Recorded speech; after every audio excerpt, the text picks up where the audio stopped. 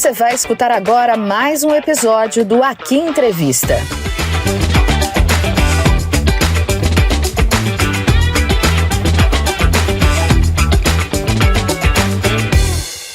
Eu tenho muito prazer de receber o Dr. Fausto Junqueira de Paula, procurador da Justiça do Ministério Público. Seja muito bem-vindo, doutor. Muito obrigado, Ana. É um prazer conversar com você, estar aqui à disposição e a gente poder bater esse papo gostoso aqui e esclarecer um pouquinho, né?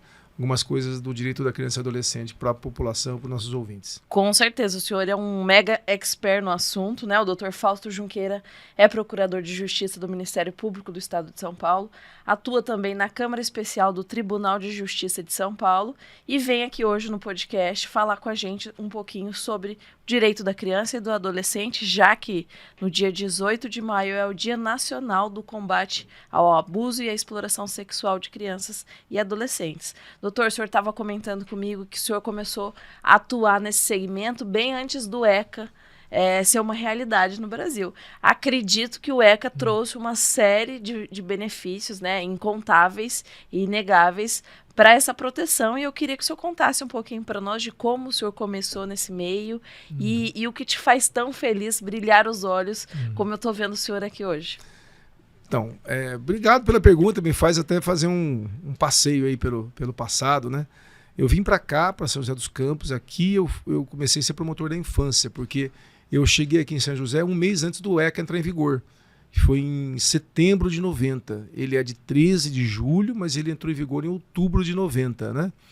E até então eu trabalhava já no Ministério Público, desde 88, no Código de Menores, que era a legislação anterior, que foi revogada com o ECA. E o ECA é um instrumento muito importante mesmo, como você disse, ele trouxe para a criança e adolescente o status de sujeito de direitos, porque, pasmem, né, o adolescente era tratado como um objeto, a criança como um objeto. Nem dá para acreditar, né? Não dá para acreditar. Tanto que você tinha, por exemplo, situações em que ele era processado, era preso, e não tinha direito nem à defesa, porque era um objeto, era como se o juiz estivesse cuidando dele, né? E o juiz e o promotor soubessem o que era bom para ele e ele não tinha direito nem de falar, né? Hoje isso é impensável, né? Ele tem todos os direitos que um adulto tem, só que não se desconhece que ele é uma criança e um adolescente. Então o exercício do direito é proporcional à sua condição peculiar de pessoa em desenvolvimento.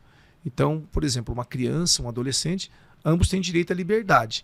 Só que a liberdade de um e de outro vai ser traçada pelo pai, né, que é o titular do poder familiar. Então é muito gratificante trabalhar com isso. Desde então eu trabalho com a infância e juventude, tenho acompanhado o ECA, as transformações, teve muitas mudanças, né? Nesse tempo todo aí. Nós vamos fazer 33 anos do ECA agora, em julho, né? 13 de julho, que é a data da edição da lei. E são várias mudanças, são dezenas de alterações, e sempre para adequar a realidade, né? Nessa questão do abuso sexual, por exemplo, houve muita mudança, recente inclusive, né? Tivemos mudança em 2022, 2021, 2019, enfim, várias leis que foram atualizando esse diploma jurídico, né? E é muito prazeroso trabalhar com essa área, porque a gente ganha para fazer uma coisa que devia fazer de qualquer jeito, né? Que é ajudar as pessoas que mais sofrem nesse país, que é a criança e o adolescente, né? Como a gente estava falando, né, é um engajamento, é um trabalho, né, junto com o engajamento social, que é muito bacana. Eu acho que deve gerar uma sensação muito prazerosa para você chegar no final do dia no seu trabalho e, tipo, nossa, fiz o meu trabalho e ajudei as pessoas ainda, né? Com certeza, viu, Ana? Doutor, um ponto.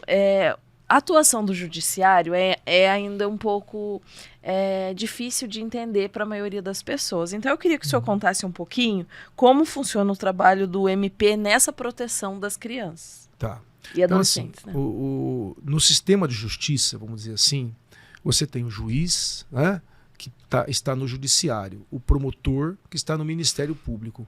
E você tem também a defensoria, o defensor público que trabalha na defensoria, tem os advogados que são da OAB. Isso compõe tudo o sistema de justiça, além dos órgãos auxiliares, né? O juiz tem lá a equipe interprofissional, centros sociais, psicólogos, o promotor também tem a sua equipe técnica e todos trabalham juntos dentro de um processo buscando a defesa do direito da criança e do adolescente. O promotor tem uma tarefa adicional que eu reputo muito importante, que é uma atuação proativa, extraprocessual, fora do processo, que é para evitar que haja a lesão de direitos, né? Então, aqui, por exemplo, em São José, nós fizemos um trabalho uma vez que nós íamos nas escolas, com os alunos da Faculdade de Direito, que estavam capacitados, formados para isso, conversar com os alunos do ensino médio sobre violência doméstica, sobre racismo, machismo, LGBTfobia, para trabalhar com esses meninos, né, e meninas das escolas esses temas, que eram temas que geravam bullying, depressão, tentativa de suicídio, educativo, e que aposta muito no protagonismo do próprio jovem, que é o jovem da faculdade e esse jovem no ensino médio, que eram cooptados ali, eles eram os representantes de sala, o Grêmio, e depois multiplicavam isso para toda a escola. E multiplicavam com artes, com teatro, com música, com várias atividades. E tinha um momento de retorno, depois disso, uma devolutiva, em que a escola vinha com um projeto deles, representando a escola, e apresentava para toda a rede de proteção.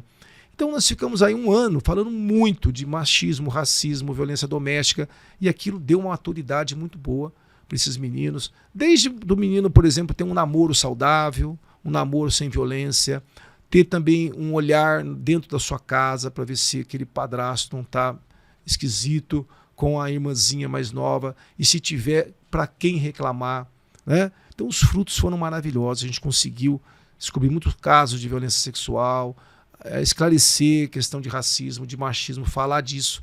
E isso é um trabalho do promotor. É um trabalho preventivo, não tem nada a ver com o processo. E na verdade as pessoas acham que o promotor ele só faz parte ali do processo, né? E ninguém imagina que tem essa atuação educativa, né? Que provoca a sociedade a pensar mais, a refletir mais sobre essas pautas. E isso é muito interessante, né? É um trabalho muito bacana isso. Porque senão o promotor tem o trabalho reativo, que a gente chama, né? Que você recebe os casos lá, recebe um estupro de uma criança. Você tem que processar o estuprador, você tem que proteger a criança, ver como tutelá-la, se foi dentro de casa, você vai ter que colocar com uma família extensa, com um tio. Tudo bem, você vai proteger as pessoas ali e processar o estuprador. Mas o estupro já aconteceu. E tem vários estupros que acontecem que não chegam para mim. Eu não posso ficar lá no fórum esperando o próximo estupro. Doutor, muito se fala falando em estupro, né? Muito se fala sobre a educação sexual, né? Algumas pessoas defendem que a educação sexual é um caminho para que as pessoas, que as crianças saibam, né, reconhecer o perigo. E aí eu queria entender do senhor qual é a posição aí da justiça em relação à educação sexual, como isso é visto, qual é a conduta a ser tomada nesse assunto. O que a gente tem visto, e eu falo isso não o que eu acho, né? Porque a minha área é o direito, né? Mas a gente tem muito contato com psicólogos, assistentes sociais, educadores, né? E a gente junta tudo isso com a nossa experiência da justiça, porque tudo que acontece vai pra gente, né? Nessa parte que dá errado, né? Que ninguém chega na promotoria, a Ana fala, meu filho passou em medicina, nós estamos felizes. Isso não acontece, infelizmente. É só problema. E com base nisso, a gente, nesse conjunto de informações, a gente não tem a menor dúvida que você tem que tratar desse conteúdo nas escolas. A criança, mas de um jeito adequado para a criança. Ninguém vai ensinar a criança a fazer sexo na escola. Não é isso. Isso não... Mas você pode até ensinar um adolescente que ele tem que usar as coisas que tem que usar, ter cuidado com as doenças, né? Mas uma criança, você vai ter que ensinar, por exemplo, tem até, isso já está sedimentado na pedagogia, né? Onde pode pôr a mão, onde não pode pôr a mão, identificar, né? Porque para poder até se defender. Assim, olha, eu vou te dar um dado que é assustador. Em 2021, tem um livro que todo mundo devia ter acesso, assim, pelo menos quem milita nas áreas, né? Chama Anuário Nacional de Segurança Pública. São estatísticas assim básicas. Em 2021, 45 mil estupros aconteceram no Brasil. 70%, acima de 70% um pouco, dentro das unidades domésticas, das casas, praticado por pessoas próximas, né? Então quer dizer, nenhum lugar é seguro, né? Não é seguro.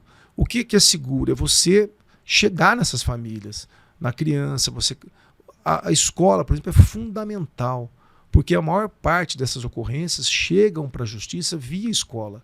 Né? O professor que vai detectar aquela situação, que a criança está diferente, mudou um comportamento, que ela está esquisitinha. E aí, se a criança tem esse esclarecimento dos órgãos, onde pode mexer, onde não pode mexer, porque às vezes a criança está sendo vítima de um abuso sexual e ela nem sabe que está sendo vítima, porque ela não tem noção. Né? Não, e a educação sexual é justamente para trazer o esclarecimento para essa criança. Se não fica uma hipocrisia, que é o seguinte, não pode falar de educação sexual para a escola, mas estuprar pode, né? Estuprar pode, porque está acontecendo. Esse número 45 mil não é nem 30%, é menos. A cifra oculta é muito grande, porque o crime que acontece dentro de casa, ele dificilmente ele vai chegar na delegacia de polícia e chegar na mesa do promotor. A maior parte não chega. Por quê? Porque o agressor é o pai, é o padrasto, é o avô, é o irmão mais velho, a mãe, muitas vezes. A mãe é omissa, é conivente, ou ela também é vítima da situação. E assim, eu acredito que quem deve identificar principalmente esse tipo de atuação, né, deve ser a escola. E o Conselho Tutelar também deve passar muita coisa para vocês, né? Chega hoje, inclusive, a lei Henri Borel, ela é uma lei recente, né, que trouxe importantes instrumentos e ela municiou o Conselho Tutelar, deu instrumentos para o Conselho Tutelar, que é uma linha de frente, né? É um órgão que é uma linha de frente para estar encaminhando esses casos para a justiça. Então, uma porta de entrada, você tem toda a razão, é o Conselho Tutelar. Às vezes chega uma questão no Conselho Tutelar de uma criança que não está indo para a escola. Né? A escola detecta, essa criança está tendo faltas repetidas. O Conselho vai checar. E ele tem mecanismos, né, na lei hoje para verificar se aquilo não pode ser o próprio agressor sexual impedindo a criança de ir para a escola, porque ela vai apresentar sinais na escola de que ela está sendo vítima desse abuso sexual e ele vai ser descoberto. E o Conselho Tutelar, então, vai ser acionado. Então, tudo começa numa escola atenta, numa escola preparada para ter o sinal de alerta. Aciona o Conselho Tutelar e o Conselho Tutelar vai nos encaminhar depois. Por isso que é muito legal que o MP seja esse órgão mais ativo, né? Porta e aberta. Não só reativo. É importante exatamente. essa sintonia com a escola, com os órgãos aí municipais. Olha, eu já estou há alguns meses fora de São José, né? Na verdade, eu fiquei na corregedoria do MP 4 anos antes de ir para a segunda instância, que é a procuradoria. E eu morro de saudade da promotoria. Porque aqui, por exemplo, nós tínhamos, nas municipais, tem as orientadoras, as OEs, orientadoras educacionais, que se reuniam cada 15 dias. E eu tinha um contato com elas permanente, né? De ir lá no CEF, sentar, ficar 1 hora lá. E a gente falava de ECA, falava das coisas da escola e trocava muita informação. Porque você quer chegar onde tem criança é na escola, né? Não, com certeza. E ainda nessa pauta de estupro, né, nos últimos anos a justiça tem lidado bastante com um novo conceito, digamos assim, de estupro virtual. O que é isso, doutor? E como os pais podem fazer para proteger os filhos desse tipo de conduta? Tivemos aí algumas situações, né, dessa coisa que se fala estupro virtual. Estupro é estupro, né? Aqui a gente põe o rótulo para tentar entender a situação. O crime de estupro, em 2009, ele mudou. Né? Houve uma mudança na lei. Antigamente, o estupro era constranger uma mulher à conjunção carnal, que é o coito vagínico. Né? Hoje, o crime de estupro é constranger a pessoa, pode ser homem ou mulher, à conjunção carnal ou a qualquer ato libidinoso, que é qualquer ato que externe a sexualidade. Né? E é mais abrangente, então, do que era antigamente. A vítima pode ser um homem, ou uma mulher, um menino, uma menina, né? E o ato praticado não é só a conjunção carnal, só o coito vagínico, pode ser qualquer ato libidinoso. Pela via virtual, o que acontece? Um caso específico em que o sujeito ele entra na internet, lá nos sites de bate-papo, né? Esse predador sexual, e ele identifica a vítima, uma menina, por exemplo, de 13 anos de idade, 12 anos de idade, ele se passa por uma atriz, né? E eles sabem fazer isso. Né? Tem perfil, tem fotografia, tem tudo. Monta um perfil falso. A menina é inocente, né? 13 anos de idade, 14 anos de idade. Não são todas as meninas que vão cair num papo desse, mas alguma vai cair. E essa coitadinha caiu. Ele foi conversando, evoluindo a conversa. Então ela tinha certeza que conversava com uma atriz famosa da televisão e tudo mais. A certa altura, essa atriz, você tem tudo de modelo, você pode ser modelo, mas precisava saber suas medidas. Nossa, aí caiu no golpe. Ela mandou foto para esse predador, achando que era uma foto dela nua. Imediatamente mudou a chavinha, ele abriu o jogo e começou a extorquí-la. A extorquí-la, que ia revelar aquelas fotos, e aí já viu, né? Aí conseguiu, fazia com que ela fizesse tudo que ele quisesse. E, inclusive, que ela praticasse ato libidinoso nela mesma ou em outra pessoa. Então, é um estupro praticado à distância. A menina está dentro do quarto dela, desesperada, sofrendo, escondendo aquilo da família toda, e o sujeito está em qualquer outro lugar, impune, dando vazão a essa sexualidade criminosa dele, né? É o chamado estupro virtual. É o que se chama de estupro virtual. Doutor, e assim, uma das coisas que devem deixar os pais mais preocupados é que hoje é impossível você deixar o seu filho longe da internet. Hoje tudo acontece de maneira online, né?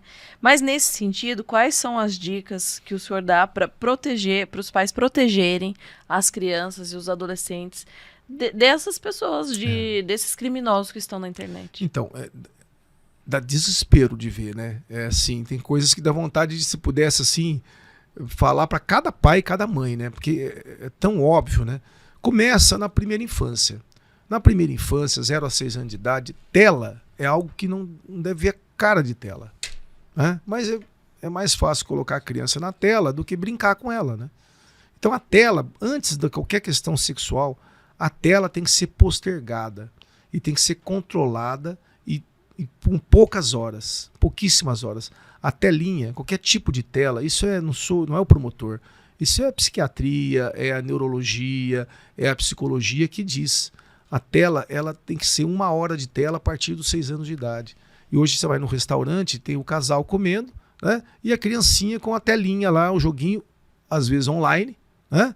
Já na mesa, brincando. Não, e além do perigo, tem vários estudos que falam que o uso de telas na primeira infância atrasa até o desenvolvimento cognitivo, porque tem muita informação. Então, mais para frente, a tela vai entrando, né? Como você diz, é necessário. A internet também vão nos escutar aqui pela internet, né? Então, a internet é um difusor de conhecimento, é um instrumento importantíssimo. É aquela história, né? Um bisturi na mão do médico salva a vida. Na mão de um criminoso, vira uma arma de produzir a morte, né? A internet é um instrumento. Agora, o que deve fazer? O adolescente, ele é essa pessoa em desenvolvimento, né? 12 anos de idade em diante é adolescente. Antes da adolescência, criança, internet é só monitorado pelo pai. Não tem computador no quarto, entendeu? O computador é no corredor, é na sala, não tem privacidade da criança e adolescente, da criança principalmente, né, em relação à internet. Porque a privacidade, do pai, não dá. O pai tem que estar vigilante, saber os conteúdos, tem os filtros, né, de controle de pais que tem que colocar na televisão também, né, porque a televisão hoje é a internet, né? Sim. Você tem acesso a tudo. E YouTube, né? Tem pai que deixa o YouTube exatamente, na mão. E aí, quando vai ganhando a adolescência, esse controle vai atenuando. Mas atenuando, e aí é o pai e a mãe que vai dosar isso. E o pai e a mãe precisa ser pai e mãe, né? Pai e mãe não é só amigo. O pai tem que ser amigo, a mãe tem que ser amiga, mas tem que ser pai e mãe também, tem que ter autoridade. E autoridade não é autoritarismo, é autoridade do serviço, tem que servir, tem que estar junto, estar próximo, esclarecer, conversar, né? Deixar falar, trocar. Então não tem muito o caminho das pedras, Ana, é a educação para esse mundo novo. E assim, eu acho que o senhor me disse que está há 35 anos, né? Como procurador, né? Trabalhando no MP. E assim, acredito eu que o senhor tenha visto um desenvolvimento muito diferente entre as gerações. O que o senhor nota de diferente entre lá nos anos 90, o que os pais faziam, e hoje eles não fazem? Olha, eu não sei se tem muita diferença, porque assim, às vezes a gente critica a geração atual, mas a gente esquece que quem está criando a geração atual são aqueles que foram criados lá na década de 90, né? Então, se está tudo errado hoje, bom, os pais e mães foram crianças na década de 90. Então, alguma coisa não estava muito boa lá também. Eu acho que o grande segredo aqui é a dedicação do pai e da mãe, né? Ambos têm o seu papel, têm que se dedicar, têm que se preparar para esse projeto de ser pai e mãe, né? Infelizmente, a gente não, na infância, a gente vê muita coisa sendo praticada dentro de casa, né? Muitos dos réus na justiça da infância são pais e mães que abandonam, que cometem violências e tal. Mas a gente aprende também lá a não demonizar o pai e a mãe, a olhar para além da violação. Por quê? Porque o pai e a mãe são aqueles. Nós vamos ter que recuperar esse pai e mãe também, né? Tudo bem, tem situações que não vai ter jeito. É um trabalho muito delicado, né? Porque vocês se envolvem nas famílias, né, doutor? Sim, exatamente. Então, às vezes, o pai e a mãe replicam um comportamento errôneo que eles já vivenciaram. E isso é muito comum. Você pega, nessa área da agressão sexual, muitos dos agressores sexuais foram vítimas já e reproduzem isso.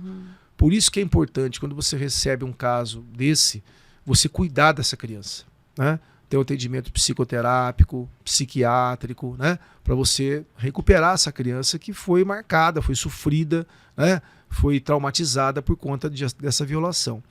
E o que a gente percebe é que esse pai, essa mãe, eles precisam de cuidado também. Não adianta ter um olhar só punitivista. Você tem as punições que a lei oferece e tem que aplicar. Se é um caso mais grave, uma punição mais grave, um caso menos grave, uma punição menos grave. Mas a gente precisa olhar para além disso. Porque há tratamentos, há uma linha de psiquiatria, de psicologia que cuida, né, desse violento, por exemplo, da pessoa violenta, da pessoa desleixada, irresponsável. Às vezes, por trás disso, tem uma depressão, tem um problema de personalidade que tem que ser cuidado. E tem terapia para isso. Então é importante, por exemplo, pais agressores, violentos. Normalmente você tem um histórico de violência lá atrás desse pai. Tem tratamento para isso. Além da punição criminal, hoje tem se estabelecido que eles se submetam, por exemplo, à terapia, a um cuidado de ordem mental e psicológica, ao lado da pena. Para que amanhã, acabou a pena, não tem prisão perpétua, né? Ele vai para a rua, ele está em liberdade. Não cometa essa agressão novamente, talvez com outra família. Não adianta só haver a punição, né? Precisa haver uma análise da causa, senão sempre vai ser replicado. Exatamente. Isso, né? Um outro ponto que a gente tem aqui é o seguinte, a gente está num período assim que as pessoas começaram a questionar bastante a ciência, as vacinas, e nesse sentido, como que funciona a atuação do MP nisso? Os pais podem responder criminalmente por não vacinar os filhos? Então, a vacina é obrigatória, isso está na lei, está no ECA. Então, essa vacina ela está incluída no rol da Anvisa, ela é aprovada, né? Qualquer vacina, a vacina é obrigatória, o pai tem que vacinar. Por quê? Porque o direito à saúde e à vida da criança é um direito indisponível. É indisponível. Então, eu estou falando a saúde e a vacinação da criança, né? Do adolescente. Ela é obrigatória porque o direito à vida e à saúde é indisponível. Quem representa a criança? Os pais. Né? O pai é o titular do poder familiar e ele tem o dever de cuidado dessa criança. Ele não pode dispor do direito da criança. Nem ele, nem o médico, nem a própria criança, nem o próprio adolescente. É um direito indisponível. É uma característica do direito da criança e adolescente, é a indisponibilidade. É um direito... Então, o adulto, ele escolhe, né? Se ele é vacinado ou não. Escolhe, mas as crianças, sim, então... Sim, criança não tem escolha. Ele tem que ser... Se é uma vacina aprovada e a autoridade de saúde que baseia-se em dados científicos, está dizendo a vacina, ela é boa, ela está aprovada, então está lá na aprovação da Anvisa, que no Brasil é a Anvisa, ela é obrigatória e tem que ser dada. Se o pai não dá, é possível uma medida judicial para que aquela vacina seja dada e as consequências para o pai, né? Depende. Se a criança pega uma doença e morre por conta dessa não vacinação que o pai deixou de vacinar, ele pode responder criminalmente por isso, sim. E nesses últimos tempos, nesses últimos 2, 3 anos aí de pandemia, esses casos se tornaram mais comuns na justiça? Sim. Na verdade, houve uma discussão da vacinação, houve uma triste contrariedade da ciência, né, que é uma coisa que beira a ignorância mesmo, e isso aí gerou o quê? Gerou um déficit de vacinação, inclusive de outras vacinas, né? Vacinas como poliomielite, né? Vacina de meningite, outras vacinas obrigatórias. Então hoje nós temos índices aí de vacinação muito abaixo do que tínhamos antigamente, com o risco dessas mortalidades, né? De voltarem essas doenças ou de haver um incremento dessas outras doenças, o que é um retrocesso muito grande, né? Quer dizer, isso foi fruto dessa, como você disse, né, da negativa de vigência da ciência, né? Das pessoas questionando mesmo a eficiência, né? E o promotor aí, ele não é da cabeça dele que ele tira, ele vai pegar a lei, né? A lei, o que tem na norma, o que tem na lei, vai exigir aquilo ali. Então não é o eu acho, né? É porque o doutor Fausto acha, ou o doutor promotor acha diferente. Não, nós vamos nos pautar no que está na lei, e a lei manda que você cumpra o que a ciência determina, né? Não, e o mais importante é que todas as iniciativas de vocês, tudo é feito embasado na lei e também com o aporte aí desses especialistas, né? Como o senhor disse, psicólogos, psiquiatras, enfim. Sim, a gente se cerca desse conhecimento científico, é o que a gente tem de concreto, que o resto é conversa de WhatsApp, né? Essa área, né, de criança e adolescente é muito ampla, né? Tem muita coisa pra gente conversar, muita coisa pra gente falar, mas infelizmente nosso tempo tá acabando, então só tenho mais uma pergunta. Pois não.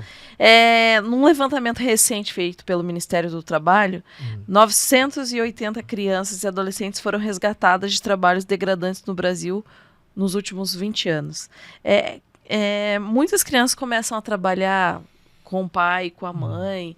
E assim, existe uma polêmica da sociedade muito grande em relação a isso. Como que o MP age em relação a isso? Como isso é visto? Como isso é tratado? Então, o que a gente combate é a exploração do trabalho infantil.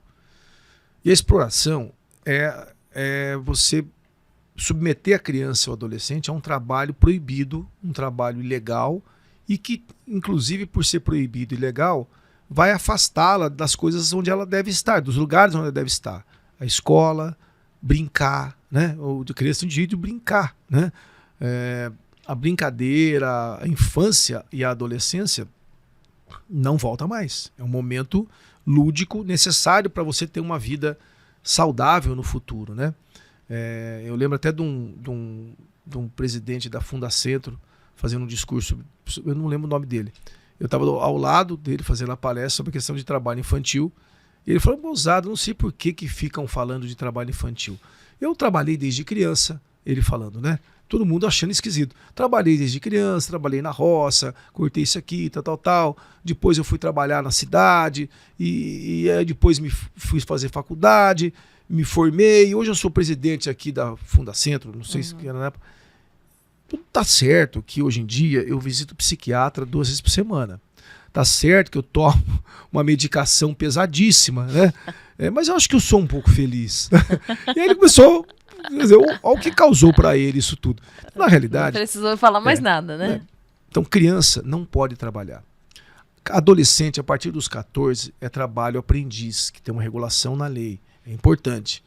E a partir dos 16... pode trabalhar, mas é um trabalho protegido, não pode ser penoso, não pode ser um trabalho noturno, não pode ser um trabalho degradante, um trabalho que impeça de estudar, né?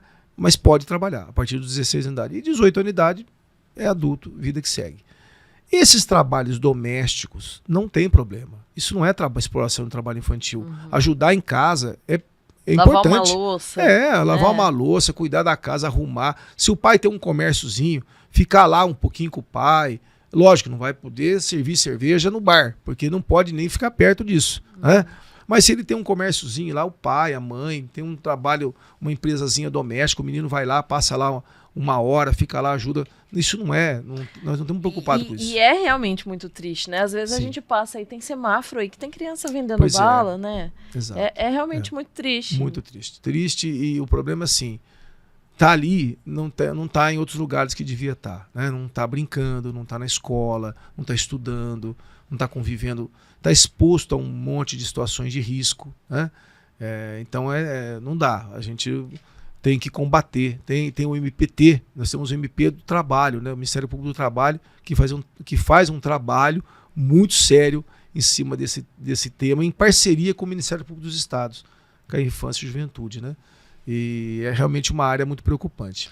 Doutor, gostei muito da nossa conversa, foi muito produtiva, deu para a gente entender bastante várias pautas que são mais do que importantes para a nossa sociedade, e agradeço muito a sua participação aqui com a gente. Eu que agradeço, a gente procura sempre acertar, ninguém é dono da verdade, como você falou, a infância é muito ampla, né? Uma coisa puxa a outra, mas a gente procura acertar mais e errar menos, né? Então que fiquem aí essas ideias para as pessoas pensarem, né? A respeito, também tirar as suas conclusões, mas é uma experiência assim já um pouco sedimentada. Espero que a gente tenha aí esclarecido, que eu tenha sido útil para você. Adorei conversar com você também, Ana. Com certeza. Conversaremos outras vezes. Tá certo. Obrigada, pessoal, e até a próxima.